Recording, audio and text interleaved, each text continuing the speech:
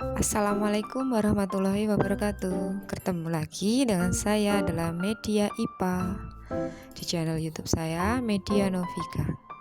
Kita akan membahas materi IPA kelas 7. Sebelum melanjutkan, pastikan kalian sudah subscribe ya. Semoga bermanfaat.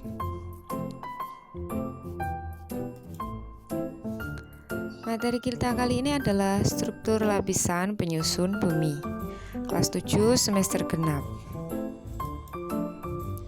Kompetensi dasar yang harus kita capai adalah KD 3.10 memahami lapisan bumi, gunung api, gempa bumi, dan tindakan pengurangan risiko sebelum, pada saat, dan pasca bencana sesuai ancaman bencana di daerahnya.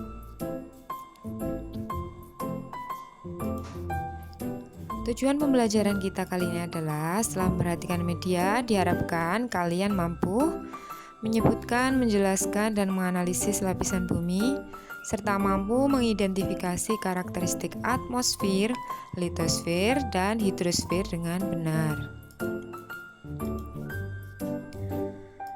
Pernahkah kalian memperhatikan peristiwa gunung meletus? Dari mana asal api yang begitu banyaknya? Bukankah bumi kita isinya tanah? Ada yang berpikir dalamnya isinya air. Ada yang berpikir isinya bebatuan. Nah, untuk mempelajari, silakan kalian memperhatikan materi hari ini ya. Materi kita adalah litosfer, atmosfer, dan hidrosfer.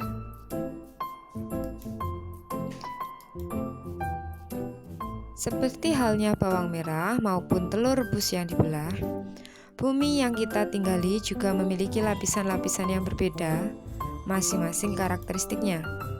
Nah, silakan kalian perhatikan gambar pada bagian yang di samping kanan. Bagian tersebut ada atmosfer, kerak bumi, selubung, inti luar, dan lain sebagainya. Kita akan pelajari lebih jauh struktur lapisan penyusun bumi. Yang paling luar disebut kerak bumi atau crust. Di bagian dalamnya terdapat mantel bumi. Lalu ada inti luar atau outer core dan inti dalam atau inner core. Kita bahas satu persatu. Yang pertama adalah kerak bumi. Kerak bumi menjadi lapisan bumi yang paling atas dan memiliki ketebalan rata-rata 10 hingga 50 km. Kerak bumi yang berada di atas benua bisa mencapai 20 hingga 50 km, sementara yang di dasar laut ketebalannya hanya sekitar 10 hingga 12 km saja. Bagian yang kedua adalah mantel bumi. Lapisan ini bersifat melindungi bagian dalam bumi. Mantel bumi atau selimut bumi dibagi menjadi litosfer, astenosfer, dan mesosfer. Litosfer memiliki ketebalan 1200 km.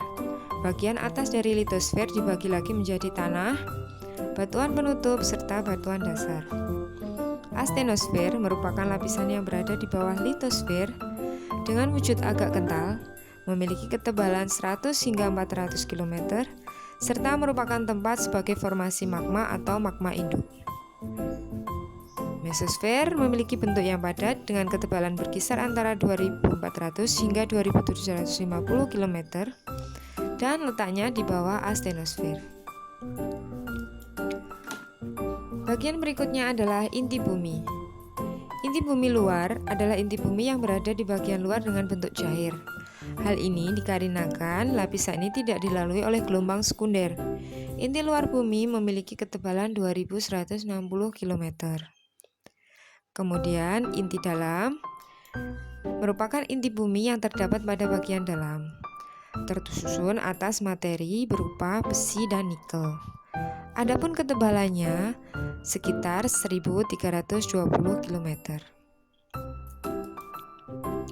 Berdasarkan struktur bumi, ada dua teori yang mendasari. Yang pertama, yaitu teori tektonik lempeng. Pada zaman dahulu, menurut Alfred Wegener, semua benda di bumi menyatu. membentuk sebuah daratan yang sangat luas. Sekitar 200 juta tahun lalu, benua tersebut terpisah, bergerak menjauh secara perlahan. Seperti yang kalian perhatikan pada gambar. Fakta yang membuktikan adalah penyebaran penemuan fosil yang sama di beberapa daerah yang sekarang terpisah, atau struktur bebatuan yang sama di antara kedua daerah tersebut. Hal ini membuktikan bahwa kedua daerah yang terpisah itu dahulunya merupakan daerah yang menyatu.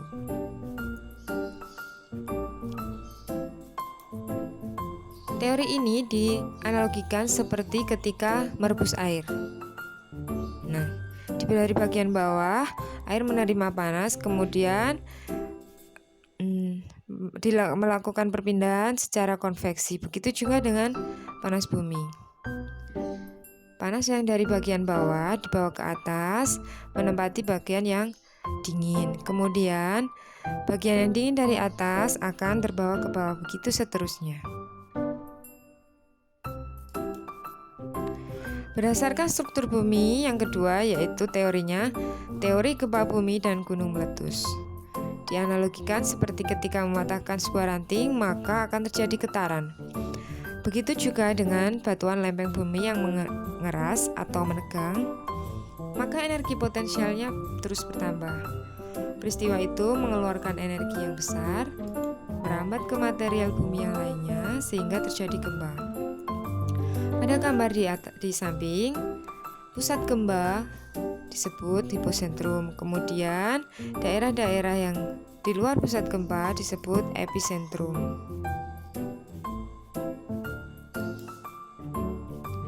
Sesar merupakan patahan atau fault lempeng bumi karena energi potensial dari dalam bumi. Ketika energi yang datang tersebut berhenti, sesar bisa kembali ke posisi semula atau tidak. Berdasarkan arah pergerakannya, sesar dibagi menjadi 3, yaitu sesar naik ketika lempeng ditarik oleh arah yang berlawanan. Kemudian ada sesar normal ketika lempeng ditekan dari 2 arah yang berlawanan. Kemudian ada sesar mendatar ketika lempeng bergeraknya menggeser.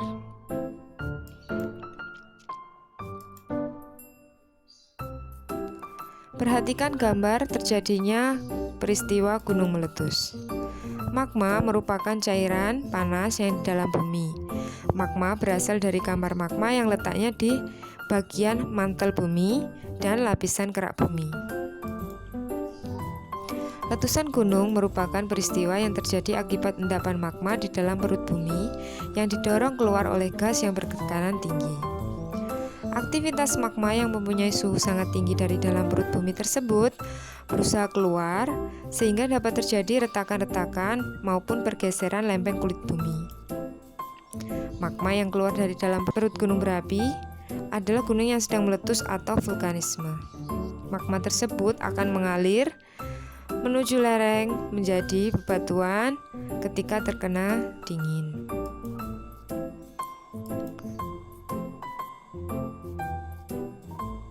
Berikut adalah skala gempa berdasarkan magnitudenya. Kemudian deskripsinya ada mikro, katakan dia minor, ringan, sedang, kuat, mayor, great, dan masif. Jika mikro, maka efeknya tidak terasa, minor biasa, dan sering terasa, dan seterusnya. Kalian bisa perhatikan.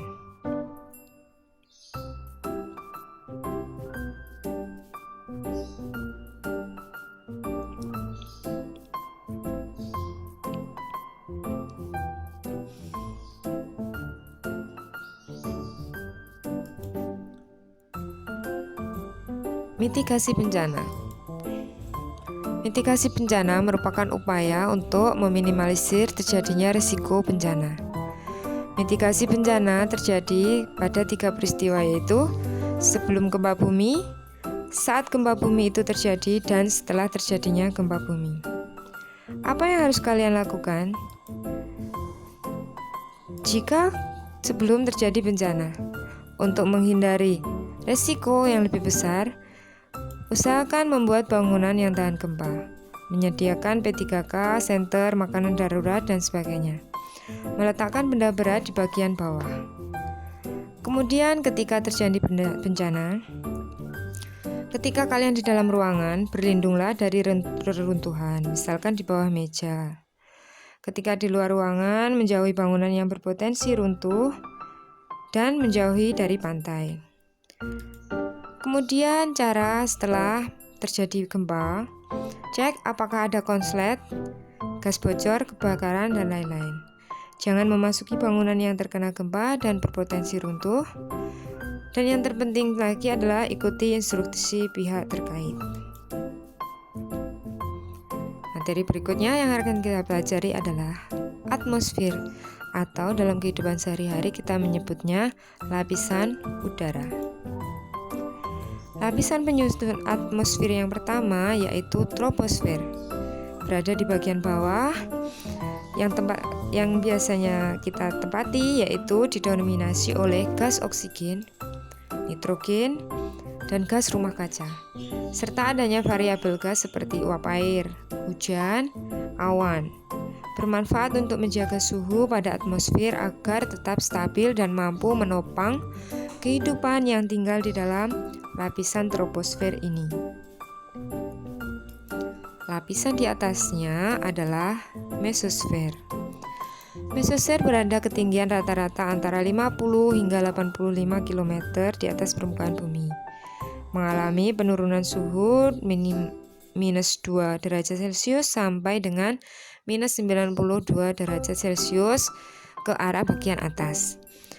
Lapisan ini merupakan tempat terjadinya aurora, karena terjadi proses ionisasi dari kumpulan gas pada lapisan atmosfer. Lapisan di atasnya adalah stratosfer.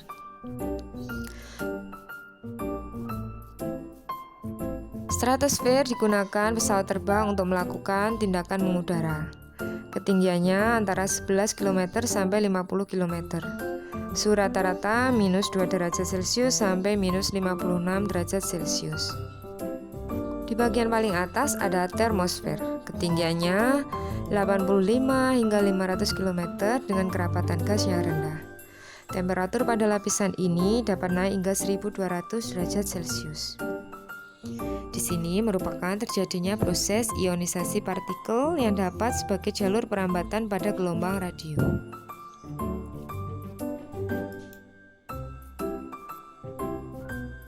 Lapisan berikutnya adalah lapisan eksosfer. Merupakan lapisan yang paling panas pada ketinggian 3150 km dari permukaan bumi. Dengan suhu yang sangat panas, pada lapisan ini menjadi benda langit tersebut bisa hancur akibat benturan dengan lapisan atmosfer, seperti meteor, bebatuan, dan lain sebagainya. Lapisan atmosfer bisa kalian lihat pada gambar berikut. Pada bagian dalam tadi ada troposfer, stratosfer, mesosfer, termosfer, dan eksosfer.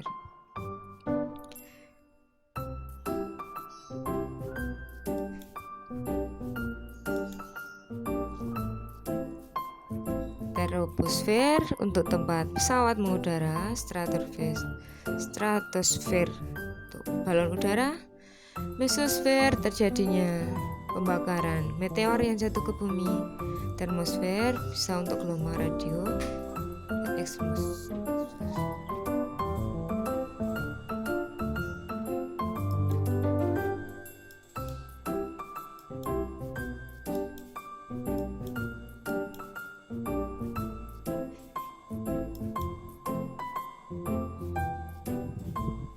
Lapisan ozon. Pernahkah kalian mendengar tentang lapisan ozon? Lapisan ini terletak di antara troposfer dan stratosfer. Ketinggiannya 20 hingga 35 km di atas permukaan bumi. Berfungsi melindungi bumi dari ultraviolet. Ultraviolet tersebut menyebabkan kanker kulit. Bisa membahayakan manusia serta makhluk hidup di bumi. Lapisan ozon ini juga mengatur suhu bumi, melindungi bumi dari benda langit seperti meteor. Ozon bisa rusak karena CFC yang terdapat pada pengarum ruangan, AC, kulkas, dan lain-lain. Jika ozon rusak, apa yang terjadi? Yang pertama, menyebabkan kanker kulit karena tingginya radiasi UV. Kemudian menyebabkan katarak pada mata. Penurunan kesehatan, hal ini disebabkan oleh adanya penurunan vitamin D yang bisa diserap oleh kulit. Kemudian kehidupan darat, tumbuhan yang terhambat akibat peningkatan ultraviolet yang mengganggu rantai makanan. Kemudian mengganggu ekosistem, mengubah alur pertukaran karbon dioksida antara atmosfer dan biosfer atau makhluk hidup. Kemudian biota laut bisa rusak akibat peningkatan ultraviolet, menyebabkan rantai makanan biota laut meningkat. Hal ini tentu sangat mengancam keanekaragaman hayati dan ekosistem laut. Kemudian terdapat kerusakan material akibat paparan UV yang merusak bahan alami maupun bahan sintetis.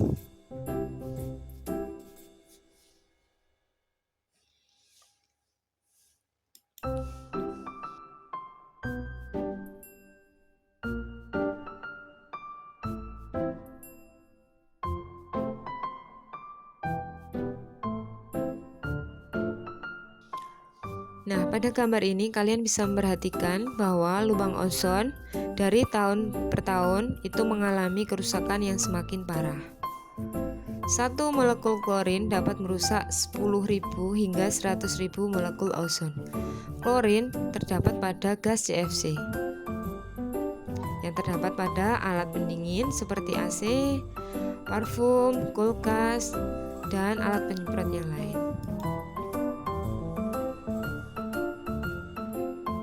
Bagian berikutnya adalah hidrosfer. Hidrosfer merupakan lapisan air yang menyelimuti permukaan bumi, baik itu laut, sungai, danau, air terjun, dan lain sebagainya. Siklus air. Siklus air yang pertama berasal dari lautan atau air permukaan atau sungai.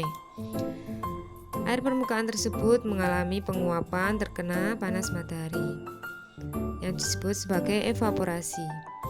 Selain evaporasi berasal dari air permukaan, juga berasal dari tumbuh-tumbuhan. Air yang menguap berkumpul di udara, membentuk awan. Kemudian awan yang berada di udara tersebut mengalami kondensasi sehingga membentuk awan yang lebih tebal dan lebih berat. Ketika berat awan atau titik-titik air tersebut sudah tidak bisa tertahan, maka akan turun menjadi hujan.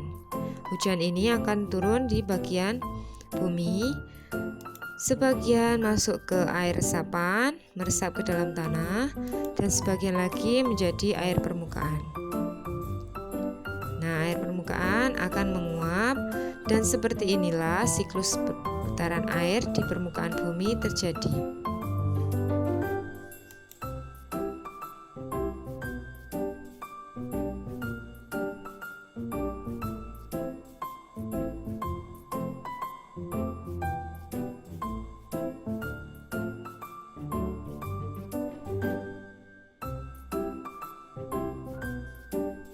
Banjir.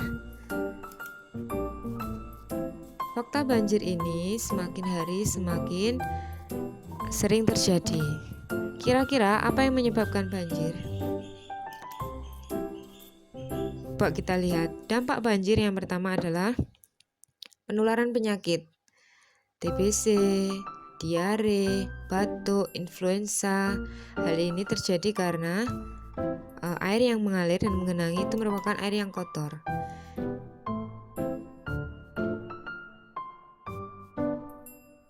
Kemudian mengkontaminasi sumber air bersih. Sumber-sumber air yang bersih bisa rusak karena digenangi oleh banjir. Kemudian kerusakan fisik, bangunan, kendaraan, dan lain-lain. Menghambat kegiatan ekonomi. Jelas ini merupakan faktor yang sangat penting karena bisa menghambat transportasi, distribusi bahan pangan, dan lain sebagainya. Spesies tanaman bisa mati. Misalkan suatu tanaman yang terendam banjir akan terhambat proses pertumbuhannya. Atau mungkin varietas perkebunan dan pertanian akan terendam air sehingga akan mengalami gagal panen.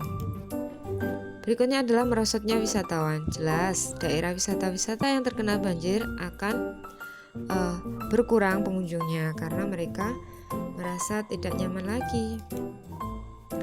Penyebab banjir antara lain membuang sampah sembarangan. Yang kedua adalah curah hujan yang terlalu tinggi, di mana dari hari ke hari curah hujan tidak bisa diprediksi lagi. Bahkan musim kemarau dan musim penghujan yang diakibatkan oleh pemanasan global sudah tidak bisa diprediksi lagi. Yang ketiga adalah berkurangnya daerah resapan air. Seiring dengan proses pembangunan di hampir seluruh wilayah di negara kita atau bahkan di seluruh dunia, maka otomatis akan beresiko terhadap banjir karena permukaan-permukaan yang bisa digunakan untuk resapan air ini akan berkurang. Kemudian adalah kapasitas sungai yang kecil. Begitu juga sungai-sungai yang besar semakin hari akan semakin berkurang. Ini akan mengakibatkan musibah banjir. Sekarang kita tiba pada evaluasi. Silakan kerjakan soal-soal berikut dengan melihat materi yang saya sampaikan di atas tadi. Semangat, selamat mengerjakan.